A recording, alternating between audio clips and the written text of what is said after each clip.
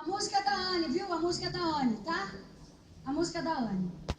Aqui tem uma música, cada um, mas ela gosta da música da Anne. Não sei, Deus está mandando chamar as duas, vou chamar as duas, né?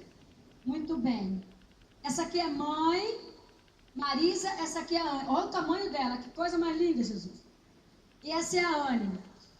E elas, pouco tempo elas têm vindo na igreja, mas elas se encontraram, é isso?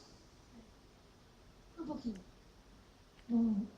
Bom, a gente já tinha Deus no coração, né? Mas eu acho que a gente ainda não tinha encontrado o nosso lugar. Vou falar que eu queria falar sexta, eu acabei me falando na vigília, tá? Rapidinho. E o ano passado, a gente passou por um momento muito difícil. Eu tive problema de saúde, e aí a gente viu que a gente estava fraca na fé, o quanto a gente ainda precisava. E ele foi cuidando da gente.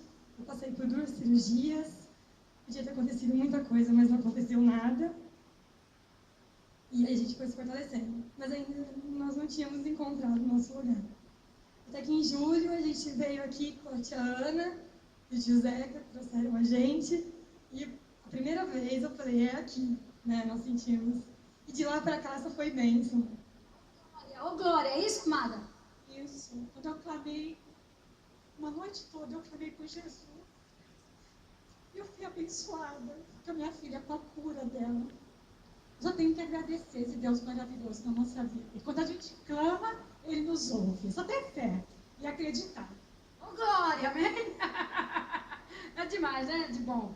Ô, coisa boa. Senhor, então vou mais pra cá, você dobra as pernonas, sua linda, viu? Em nome de Jesus. Então, queridas, amadas, como ministra do Evangelho, pastor Alex como ministro do Evangelho, nós batizamos Marisa e Anne, no nome do Pai, do Filho e do Espírito Santo, amém? Quem te viu passar na prova e não te ajudou,